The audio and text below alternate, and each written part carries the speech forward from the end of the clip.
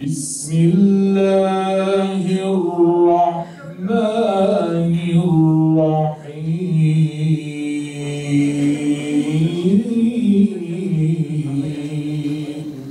Allahu la ilahe illa huvel hayyul kayyum.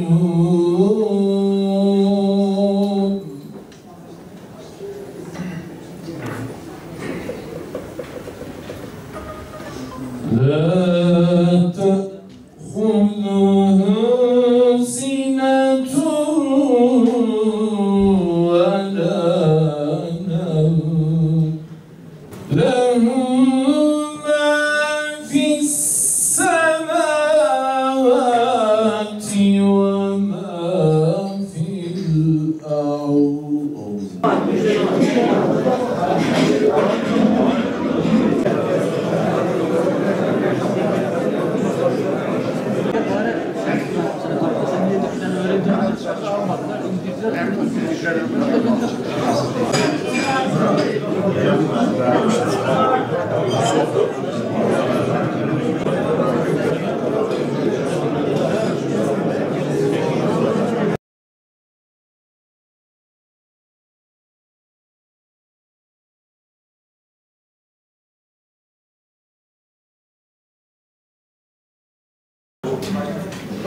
Kıymetli kardeşlerim, bugün saymaya zamanımızın yetmediği kadar çok kazanımın olması bizlerin kısaca Diyanet Sen'in eseridir.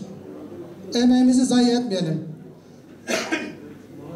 Rakiplerimizin emeğimize sahip çıkmalarına göz yummayalım.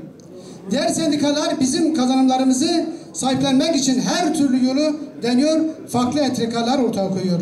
Fotoğraf çektirmeyi, mektup yazmayı sendikacılık zannediyorlar. Ne elde edilmişse bizim eserimizdir.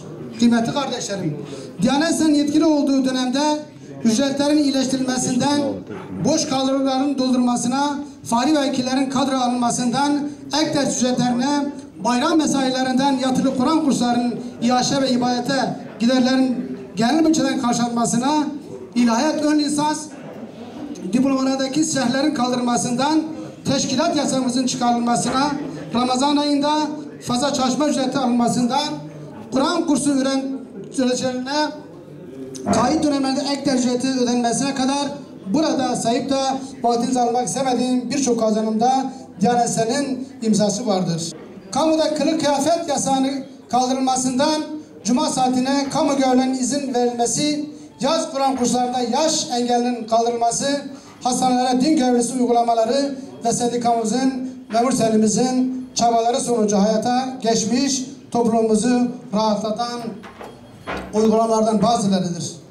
Din görevlileri olarak bütün zorlu durumlarda yüklediğimiz toplum önderliği, rolümüzü, misyonumuzu bu milletin yeniden dirilişinde en önde hizmet ederek göstermeye devam edeceğiz.